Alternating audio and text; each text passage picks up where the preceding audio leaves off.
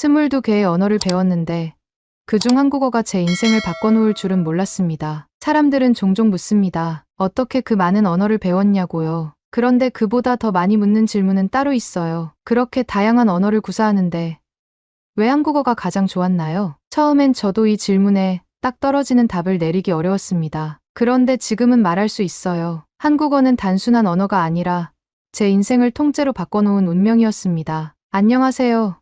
저는 로스킹입니다. 캐나다 몬트리올에서 태어나 현재는 밴쿠버에서 살고 있어요. 브리티시 컬럼비아 대학교에서 동아시아 언어문학과 교수로 재직 중이고 평생을 언어와 함께 살아왔습니다. 저는 20살 무렵부터 언어에 흥미를 느끼기 시작했어요. 그 후로 영어, 독일어, 프랑스어, 러시아어, 스페인어, 아랍어, 중국어, 라틴어 등 22개의 언어를 배웠고 그중 8개는 자유롭게 말할 수 있습니다. 언어에 대한 저의 진지한 탐구는 미국 예일대학교에서 본격적으로 시작되었습니다. 그곳에서 저는 언어학과 정치학을 함께 전공하며 단어와 문장 너머에 있는 인간 사고와 사회 구조에 대해 고민하기 시작했어요. 언어는 단순한 도구가 아니라 한 사회의 문화를 비추는 거울이라는 사실을 깨닫게 된 것이죠. 이러한 깨달음은 저를 더 깊은 연구로 이끌었고 결국 저는 하버드 대학교 대학원에서 한국어를 주제로 박사학위를 받게 되었습니다. 잠깐 여러분 그거 아세요?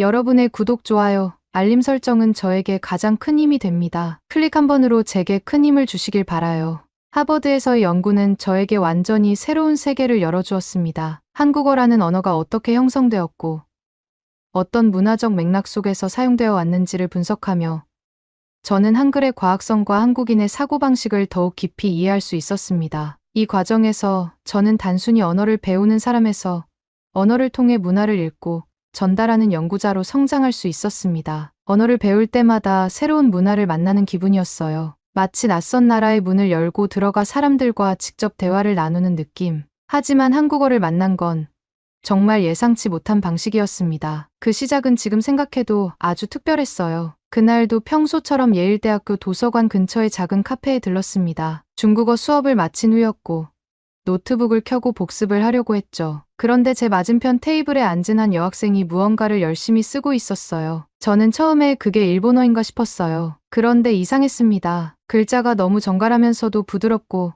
형태가 마치 디자인된 것처럼 예뻤거든요. 슬쩍 다가가서 물었어요. 저기, 무슨 글씨예요? 그녀는 활짝 웃으며 말했습니다. 한글이에요. 한국어 알파벳이에요. 그 한마디에 저는 뭐랄까, 가슴이 쿵 내려앉는 느낌이었어요. 그리고 말했죠. 이 글자, 너무 아름다워요. 저도 배우고 싶어요. 그날 밤, 기숙사에 돌아오자마자 한국어 관련 자료를 찾아봤습니다. 한글의 구조와 창제 원리를 설명한 글을 읽고 충격을 받았어요. 소리의 원리를 바탕으로 만든 문자라는 사실, 자음이 입 모양과 발음기관의 모양을 본떠 만들어졌다는 점, 심지어 세종대왕이라는 위대한 인물이 국민을 위해 창제했다는 이야기까지. 어떻게 이렇게 과학적이면서도 따뜻한 정신이 담긴 문자가 존재할 수 있죠? 저는 바로 다음 날 캠퍼스 주변의 언어학원인 명도어학원에 등록했습니다. 거기서 한국어를 집중적으로 2달간 배웠어요. 수업은 쉽지 않았어요. 한국어는 영어와 어순이 다르고 존댓말이라는 복잡한 체계도 있었거든요. 하지만 저는 빠르게 빠져들었습니다. 어느 날 수업 중 눈이 오다와 눈물이 나다의 예문을 배웠는데 이 두 문장에 공통적으로 쓰인 눈이라는 단어를 보고 저는 멍하니 앉아 있었어요. 같은 단어인데 전혀 다른 의미를 가지다니. 언어가 이렇게 감성적일 수도 있다는 걸 처음 느꼈어요. 어느 주말 학원 친구들과 함께 코리아타운에 있는 한 식당에 갔습니다. 한국어 공부를 시작한 후 처음으로 가는 본격적인 한국식 식당이었기에 마음이 조금 들떠 있었어요. 자리에 앉자마자 테이블 위에는 작은 반찬 그릇들이 하나둘 차려지기 시작했는데 그 모습이 정말 인상적이었습니다. 깍두기, 콩나물무침, 멸치볶음, 오이무침, 잡채, 계란말이까지 가지런히 놓인 반찬들을 보고 저는 이게 다 공짜예요? 라고 물었고 친구들이 웃으며 고개를 끄덕였어요. 그 문화는 정말 놀라웠습니다. 미국에서는 상상도 못할 일이었거든요. 그날의 메인 요리는 김치찌개, 비빔밥, 불고기였는데 그 외에도 친구들이 추천해준 감자전과 갈비찜, 순두부찌개도 함께 시켰어요. 김치찌개는 얼큰하면서도 깊은 맛이 났고 안에 들어있는 돼지고기와 두부, 양파가 입안에서 부드럽게 어우러졌어요. 비빔밥은 알록달록한 나물들과 고소한 참기름 향이 어우러져 보는 것만으로도 군침이 돌았고, 숟가락으로 고추장을 넣고 쓱쓱 비빌 때의 그 소리가 아직도 기억에 생생합니다. 불고기는 단짠단짠한 양념이 고기에 잘 배어 있었고, 함께 나온 상추에 싸서 먹을 때 그 조화가 정말 놀라웠어요. 특히 감자전은 처음 먹어보는 음식이었는데, 겉은 바삭하고 속은 쫀득쫀득한 식감이 독특했고, 간장에 살짝 찍어 먹는 그 맛이 너무 좋아서 몇 번이나 리필을 부탁했어요. 순두부찌개는 보기에는 엄청 매울 것 같았지만, 막상 한 입 먹어보니 부드러운 순두부와 바지락, 계란이 어우러진 맛이 아주 포근하게 느껴졌습니다. 맵고 자극적인 맛이 아니라 속이 따뜻해지는 맛이었어요. 그리고 마지막에 나온 갈비찜은 말 그대로 감동이었습니다. 부드럽게 익은 갈비가 숟가락으로도 쉽게 떨어질 정도였고, 달큰한 양념에 배인 무와 당근이 입안에서 살살 녹았어요. 한 입 먹을 때마다 제가 지금 한국 드라마 속 가족 식탁에 앉아 있는 것 같은 기분이 들었어요. 그날 저는 단지 배를 채운 것이 아니라 한국이라는 나라의 따뜻함을 음식으로 처음 느낄 수 있었어요. 정칭이라는 단어의 의미를 그날 그 식탁 위에서 아주 조금은 이해할 수 있게 되었습니다. 한국어는 단지 외국어가 아니었습니다. 그 안에는 따뜻함이 있었고 철학이 있었으며 무엇보다 사람을 향한 배려가 느껴졌어요. 그리고 그 순간부터 제 인생의 언어는 한국어가 되었어요. 한국어 공부가 어느 정도 자리를 잡아가던 시기, 제게 또 하나의 기회가 찾아왔습니다. 하버드 대학교 대학원 과정에 합격하게 되면서 미국 동부로 이사를 하게 되었고, 그곳에서의 새로운 생활이 제 한국어 여정에 또 다른 전환점을 만들어 주었습니다. 하버드에서는 다양한 나라에서 온 유학생들과 함께 생활하게 되었는데, 그 중에는 한국인 유학생들도 제법 많았습니다. 처음엔 단순히 같은 동양 문화권이라는 이유로 친근하게 느껴졌고, 자연스럽게 그들과 어울리며 한국어를 더 많이 쓸 기회가 생겼어요. 기숙사 생활은 예상보다 훨씬 활기찼습니다. 특히 공용 주방은 저희가 자주 모이는 장소였는데, 어느 날 밤 라면 끓이는 냄새에 이끌려 주방으로 나갔더니 한국인 유학생 몇 명이 삼겹살을 굽고 있더라고요. 그 옆에는 김치찌개가 보글보글 끓고 있었고, 저는 구경만 하려다 자연스럽게 자리에 앉게 되었습니다. 그날 처음으로 한국 스타일의 회식 문화를 경험했어요. 각자 돌아가며 한마디씩 건배사를 하고 술잔을 돌리며 나누는 정겨운 분위기가 너무 인상 깊었어요. 저도 어설프게나마 한국어로 오늘 너무 맛있어요. 감사합니다라고 말했더니 모두가 환하게 웃으며 저를 환영해 주었죠. 이런 경험을 반복하면서 제 안에 있던 언어에 대한 흥미는 점점 문화에 대한 애정으로 바뀌었습니다. 그 중에서도 가장 기억에 남는 건 어느 겨울밤의 일이었어요. 눈이 펑펑 내리는 날, 한국인 친구 하나가 진짜 한국 눈은 이거보다 훨씬 예뻐요. 다음에 꼭 같이 가요라고 말해준 적이 있어요. 그 말이 계속 마음에 남았고,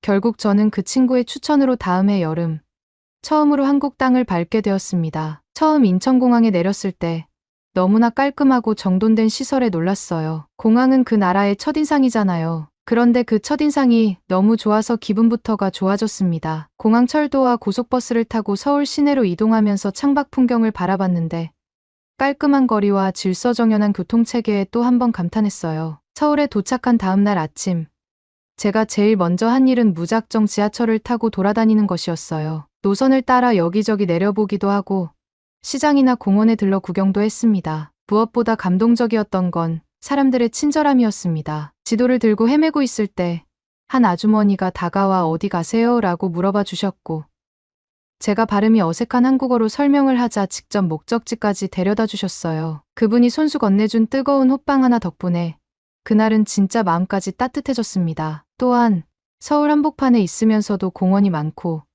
자연을 가까이 할 수 있는 환경이 너무 마음에 들었습니다. 캐나다도 자연이 아름다운 나라지만 도시와 자연이 이렇게 조화롭게 어우러지는 모습은 처음이었어요. 매일 아침 숙소 근처의 공원을 산책하면서 길거리에서 들리는 한국어를 하나하나 따라해보고, 지나가는 노인분들이 아침 산책 좋지? 라고 말을 걸어오면 어색하게나마 대화를 이어가곤 했어요. 며칠 후에는 친구의 가족이 계신 대전으로 내려가게 되었어요. 친구의 어머님은 저를 진짜 가족처럼 맞아주셨고, 직접 담근 김치와 각종 반찬들을 상다리가 휘어지게 차려주셨어요. 그때 느꼈어요. 한국 음식은 단순한 식사가 아니라 사랑을 담은 표현이라는 거요. 많이 먹어, 말랐어라는 말 속에는 얼마나 따뜻한 마음이 담겨 있는지 알게 되었습니다. 대전에서 며칠을 보내며 저는 한국인들의 삶을 더 가까이서 체험할 수 있었습니다. 버스 기사님이 먼저 인사를 건네주시고 식당 아주머니는 제가 외국인이라는 이유만으로 더 많은 반찬을 챙겨주셨고 슈퍼마켓의 계산원은 한국말 잘하시네요라고 웃으며 말해주셨어요. 이런 순간들이 쌓이면서 저는 점점 한국을 사랑하게 되었습니다. 제가 22개의 언어를 배웠지만 그 어떤 언어도 이렇게 사람 냄새가 나는 언어는 없었어요. 말투 하나에도 정이 있고 문장 구조 속에도 배려가 느껴지는 한국어는 제게 있어서 단순한 공부의 대상이 아니라 진짜 마음으로 다가간 첫 언어가 되었어요. 그리고 그 무렵 제 인생에 또 한 번의 놀라운 사건이 일어나게 됩니다. 한국에서의 생활이 길어질수록 저는 점점 이곳이 제게 낯선 나라가 아닌 제 마음의 고향처럼 느껴졌습니다. 친구들과의 소소한 모임, 시장 골목을 걷는 발걸음, 지하철 안에서 들려오는 사람들의 일상적인 대화까지 모든 것이 저를 끌어당기고 있었어요. 어느 날은 한강공원 벤치에 앉아 책을 읽으며 흘러가는 시간을 느끼다가 문득 이곳이 제가 찾던 삶의 속도와 온도를 가진 장소라는 생각이 들었습니다. 하지만 좋은 기억만 있었던 건 아니었어요. 언어에 대한 이해는 깊어졌지만 문화적인 오해는 여전히 존재했죠. 특히 한 번은 저에게 있어 꽤 충격적인 일이 있었습니다. 서울의 어느 유명한 한정식 집에서 저녁 식사를 하던 중이었어요. 저는 그날 한국인 친구들과 함께 미팅을 겸해 식사를 하기로 했고 약간의 긴장감 속에서 자리를 함께하게 되었습니다. 음식이 나오고 반찬들이 상에 가득 차는 그 풍경은 여전히 저를 놀라게 했습니다. 다만 식사 도중 제 어금니 쪽에서 이상한 느낌이 들었어요. 예전에 미국에서 치료한 치아에 문제가 생긴 것이었죠. 이가 욱신거리기 시작하면서 제대로 음식을 씹을 수 없게 되었고 얼굴에도 표정이 굳기 시작했습니다. 친구들은 처음엔 제가 음식이 입에 맞지 않는 줄 알고 걱정스러운 눈으로 바라봤습니다. 괜찮아요. 불편하신 거 있으면 말씀하세요라며 걱정해주는 말들이 너무 고맙기도 했지만 동시에 저는 민망함과 당혹감에 뭐라고 대답해야 할지 몰랐어요. 결국 조심스레 치아 상태를 설명했는데 그 순간 친구 한 명이 단호하게 말했어요. 그럼 지금 바로 병원 가요. 근처에 치과 있어요. 제가 같이 가드릴게요. 저는 순간 멈칫했습니다. 미국에서는 이런 상황이면 예약부터 잡아야 했고 보통 며칠씩 기다려야 했거든요. 당연히 오늘은 안 된다고 생각했어요. 게다가 외국인인 저에게 병원이 문을 열어줄지도 걱정이었습니다. 그런데 친구는 제 손목을 잡고 식당을 나서더니 택시를 잡아 세웠어요. 저는 반신반의하며 그 뒤를 따랐습니다. 도착한 치과는 작지만 깔끔했고 프런트 직원은 외국인인 저를 보고도 전혀 당황하지 않았어요. 기본적인 영어도 능숙하게 하셨고 제 상태를 신속하게 파악한 후 바로 진료를 받을 수 있도록 안내해 주셨습니다. 치료 과정도 매우 체계적이었고 무엇보다 놀라운 건 의사 선생님의 태도였습니다. 제 이야기를 끝까지 듣고 차분하게 설명해 주시며 제 긴장을 풀어주려는 모습에 감동했어요. 치료가 끝난 뒤 계산서를 받았을 때는 정말 눈을 의심했습니다. 미국이라면 몇백 달러는 나올 치료가 한국에서는 상상도 못할 정도로 저렴했어요. 저는 병원 밖으로 나와 친구에게 이렇게 말했습니다. 진짜 믿기지 않아요. 여기는 정말 다르네요. 친구는 웃으며 말했어요. 여기선 이런 게 당연한 거예요. 그날 이후 저는 한국에 대해 다시 생각하게 되었습니다. 그동안 제가 느꼈던 따뜻함과 배려가 단지 사람들의 개인적인 성격이 아니라 이 사회 전체의 문화임을 깨닫게 되었어요. 치과에서의 작은 사건이었지만 그 안에는 수많은 시스템과 사람들의 노력이 있었고 그것이 외국인인 저에게도 똑같이 적용된다는 점에서 저는 진심으로 감동을 받았습니다. 또 다른 날 저는 혼자 서울의 작은 한옥 카페에 들른 적이 있었습니다. 제가 문을 열고 들어섰을 때 그곳은 마치 시간이 느리게 흐르는 듯한 공간이었어요. 좁은 골목 안에 자리한 작은 한옥 카페였는데 나무 기둥과 종이문이 그대로 보존되어 있어 마치 조선시대의 사랑방에 들어온 느낌이었죠. 카운터 뒤편에서는 연세 지긋하신 아주머니 한 분이 직접 차를 우리고 계셨고 카페 안에는 은은한 대추차 향이 퍼져 있었습니다. 제가 조심스럽게 자리에 앉아 메뉴판을 들여다보고 있으니 그 아주머니가 다가오셔서 부드럽게 말을 걸어오셨어요. 혼자 오셨어요?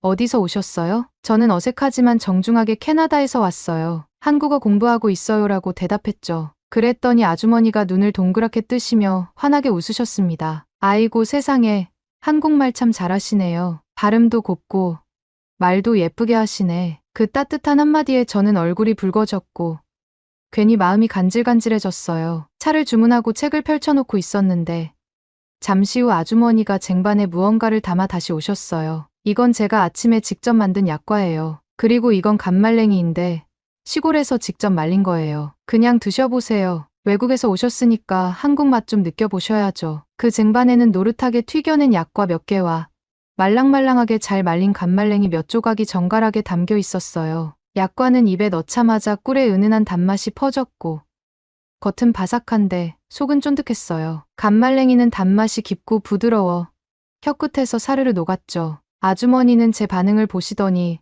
기분 좋은 듯 웃으며 말하셨어요. 달달하죠. 외국 분들도 이 맛 좋아하시더라고요. 혼자 한국 여행 오셨으면 힘든 일도 있으실 텐데 여기선 편히 쉬다 가세요. 그 말이 너무 따뜻해서 순간 울컥할 뻔했어요. 낯선 나라에서 건네받은 다정한 한마디와 정성 가득한 간식 한 접시. 그건 단순한 서비스가 아니라 마음에서 우러나오는 환대였어요. 그 순간 저는 알 수 있었습니다. 한국어를 통해 제가 배운 것은 단지 말이 아니었어요. 그 언어 속에 담긴 문화, 그 문화를 이루는 사람들의 따뜻한 마음. 그것이야말로 진짜 제가 한국어를 사랑하게 된 이유였어요. 언어는 단지 소통의 도구가 아니라 문화를 이해하고 사람의 마음을 느낄 수 있는 통로라는 걸 한국에서의 경험을 통해 절실히 느끼게 되었습니다. 20개가 넘는 언어를 배워왔지만 한국어처럼 제 마음 깊숙이 닿은 언어는 없었습니다. 그리고 어느 날 저는 결심하게 됩니다. 단지 언어학자로서 한국어를 연구하는 것이 아니라 더 많은 사람들에게 이 언어의 아름다움과 깊이를 알리고 싶다는 꿈을 품게 된 것이죠. 한국에서의 시간들이 쌓여가며 저는 단순히 한국어를 배우는 외국인이 아니라 한국이라는 나라와 인연이 깊어진 한 사람으로서 새로운 인생을 살아가고 있다는 걸 느꼈습니다. 어느 순간부터는 한국어를 사용하지 않으면 마음이 제대로 전달되지 않는 기분까지 들었고 한국에서 있었던 일들을 회상할 때마다 자연스럽게 한국어로 생각하게 되었어요. 그 무렵 제 마음속에 하나의 질문이 자주 떠올랐습니다. 이렇게 좋은 언어, 이렇게 따뜻한 문화를 왜 더 많은 사람들이 모르고 있을까?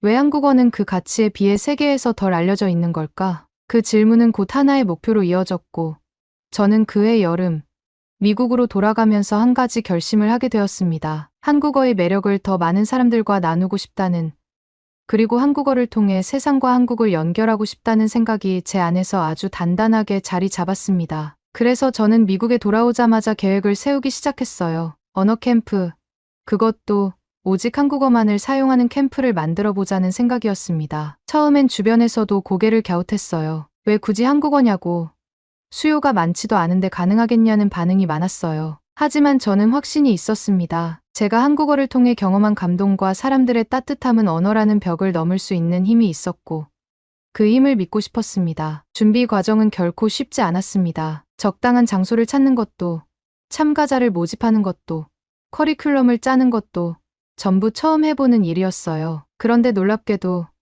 미국 전역은 물론이고 유럽과 아시아에서도 한국어에 관심이 있는 사람들이 하나둘 모여들기 시작했어요. 그 결과 마침내 2000년 무렵 미국 미네소타주의 한적한 숲속의 호수라는 이름의 한국어 마을이 문을 열게 되었습니다. 이곳은 조금 특별한 방식으로 운영되었습니다. 캠프에 들어오는 순간부터 나갈 때까지 오직 한국어만을 사용해야 했고 식사 시간, 놀이 시간, 수업 시간 모두가 한국식으로 구성되어 있었습니다. 처음에는 당황하는 참가자들도 있었지만 시간이 지날수록 그들은 한국어뿐 아니라 한국의 정서와 문화를 자연스럽게 익혀갔어요. 심지어 비한국계 참가자의 비율이 절반을 훌쩍 넘었고 몇몇 친구들은 캠프를 마치고 나서 한국 유학을 결심하기도 했습니다. 특히 기억에 남는 참가자가 있었어요. 12살 미국 소녀였는데 K-팝을 좋아해서 참가하게 된 아이였습니다. 처음엔 안녕하세요밖에 못하던 아이가 2주가 지나고는 친구들과 한국어로 장난을 치고 선생님에게 선생님 오늘 김밥이 너무 맛있었어요라고 말하는 걸 보며 저는 눈시울이 뜨거워졌습니다. 이 작은 캠프가 누군가에게는 인생의 방향을 바꿔주는 시작점이 될 수도 있겠다는 생각이 들었어요. 그리고 저 자신에게도 숲속의 호수는 단순한 교육 공간이 아니었습니다. 그곳은 제가 한국어를 처음 만났던 순간의 감동을 다시 꺼내볼 수 있는 장소였고 그 감동을 다른 이들과 나누며 함께 성장해 나가는 특별한 공간이었습니다. 매년 여름이 오면 저는 캠프에서 참가자들과 함께 김치 담그는 법을 배우고 태극기를 색칠하며 한글로 편지를 쓰는 시간을 가졌습니다. 그런 시간들이 쌓이면서 저는 단지 언어를 가르치는 사람이 아니라 한국이라는 나라와 세계를 연결해주는 다리 같은 존재가 되어가고 있었어요. 그렇게 한국어와 깊은 인연을 맺어가던 중 저희 인생에 또 하나의 큰 전환점이 찾아왔습니다. 바로 제 아내를 만난 일이었어요. 하버드 대학교에서 기숙사 생활을 하던 어느 날 샤워 후 타월만 둘러쓰고 복도로 나오던 순간 마주친 한 여성이 있었습니다. 머리를 말리며 휴대폰을 보던 그 모습이 어찌나 자연스럽고 편안해 보이던지 순간 시선을 뗄 수 없었어요. 우리는 엘리베이터 앞에서 잠시 이야기를 나누게 되었고 그녀가 서울에서 유학 온 학생이라는 걸 알게 되었죠. 이후 몇 차례 우연처럼 계속 마주치며 서로 인사를 주고받다 같은 한국어학 세미나에 함께 참석하게 되면서 가까워졌어요. 그녀는 제가 한국어를 배우는 진심을 알아봐 주었고 저는 그녀를 통해 한국의 정서를 더 깊이 이해할 수 있었습니다. 언제부턴가 서로의 일상 속에 자연스럽게 스며들었고 함께한 시간들이 쌓이면서 사랑이라는 이름이 붙게 되었어요. 그리고 결국 저는 이 한국어라는 언어를 통해 만난 사람과 인생이라는 길도 함께 걷기로 결심했습니다. 이제 그녀는 제 아내가 되었고 저희 가장 소중한 한국어 선생님이자 인생의 동반자가 되어 주었습니다. 그 사이 제 가족도 한국과 점점 더 가까워졌습니다. 한국인 아내와 함께 한국을 방문할 때면 아내의 부모님이 저를 친자식처럼 대해주셨어요. 추석 때 송편을 함께 빚고 설날 아침엔 한복을 입고 세배를 드리며 저는 점점 더 한국의 가족 문화 안으로 들어가게 되었습니다. 저희 아이들도 집에서는 한국어로 말하는 걸 당연하게 여겼고 학교 발표 때는 한국 문화를 주제로 삼기도 했어요. 그런 모습을 볼 때마다 저는 마음 한켠이 뭉클해졌습니다. 그 작은 감동이 쌓이고 쌓여 저는 다시금 제 삶의 방향을 되짚어보게 되었습니다. 단순히 언어를 연구하고 가르치는 것을 넘어서 이 언어의 아름다움을 더 많은 사람들과 나누고 싶다는 마음이 점점 커져갔어요. 그래서 미국으로 돌아간 뒤 저는 한국어만을 사용하는 체험형 언어 캠프, 바로 숲속의 호수를 만들기로 결심하게 되었습니다. 처음엔 캠프를 준비하는 과정이 쉽지는 않았어요. 공간을 구하는 것도, 프로그램을 짜는 것도, 참가자를 모집하는 것도 하나부터 10까지 직접 발로 뛰며 해결해야 했습니다. 하지만 그만큼 애착도 컸고 저 자신이 처음 한국어를 접했을 때의 떨림과 감동을 그대로 담고 싶었어요. 첫 해 조심스럽게 문을 연 숲속의 호수는 입소문을 타기 시작하며 점점 그 이름을 알려가기 시작했습니다. 참가자들의 만족도가 매우 높았고 특히 부모들이 캠프 후 변화된 자녀들의 모습을 보며 감탄을 금치 못했어요. 몇몇 아이들은 캠프를 다녀온 후에도 매일 한국어로 일기를 쓰고 한국 음식을 찾아 먹으며 심지어 스스로 한국어 뉴스나 드라마를 찾아보는 모습까지 보여주었습니다. 이런 반응들이 쌓이면서 다음 해부터는 참가 신청이 폭주하기 시작했어요. 처음엔 몇십 명이던 대기자 명단이 몇백 명으로 늘어나더니 급기야 정원이 채워지기 전에 접수 자체가 마감되는 상황까지 벌어졌습니다. 이제는 등록을 위해 1년 전부터 준비해야 한다는 이야기가 나올 정도로 숲속의 호수는 쉽게 들어올 수 없는 곳이 되어버렸어요. 심지어 한국에서조차 이 캠프 이야기를 듣고 자녀를 보내고 싶어하는 부모님들이 생겼습니다. 왜 미국에 있는 한국어 캠프가 우리나라보다 더 한국 같냐는 이야기를 들었을 때 저는 가슴이 벅차올랐어요. 그건 단순히 프로그램이 좋아서가 아니라 그 안에 담긴 진심과 감정, 그리고 한국어에 대한 사랑이 전해졌다는 증거였으니까요. 한 번은 캠프 마지막 날, 한 소년이 제 손을 꼭 잡고 이렇게 말한 적이 있어요. 선생님, 저는 여기 다시 오려고 열심히 한국어 공부할 거예요. 그러니까 꼭 기다려주세요. 그 말이 제 마음에 오래도록 남아 있습니다. 단순한 교육기관이 아니라 누군가의 인생 방향을 바꾸는 공간. 숲속의 호수는 그런 곳이 되었습니다. 그리고 저는 지금도 그 감동을 매년 여름마다 다시 느끼고 있어요. 숲속의 호수 안에서 아이들이 손에 손을 잡고 한글로 노래를 부르고 서로에게 사랑해요라고 말하며 웃는 모습을 볼 때마다 제 삶은 참 잘 선택되었다는 생각이 듭니다. 한국어는 단지 제가 공부한 22개의 언어 중 하나가 아니었습니다. 그건 제 인생을 관통하는 사랑이고 다른 사람들의 삶을 바꾸는 힘이 되었어요. 이 아름다운 언어가 앞으로도 더 많은 사람들의 가슴 속에 닿기를 진심으로 바랍니다. 지금까지 한국어와 인연을 맺은 언어학자 로스킹이었습니다. 오늘의 이야기는 여기까지입니다. 오늘의 사연이 마음에 드셨다면 구독, 좋아요 부탁드리겠습니다. 소중한 시간 긴 이야기 끝까지 들어주셔서 진심으로 감사합니다. 앞으로도 더 좋은 사연으로 여러분을 찾아오겠습니다. 시청해 주셔서 감사합니다.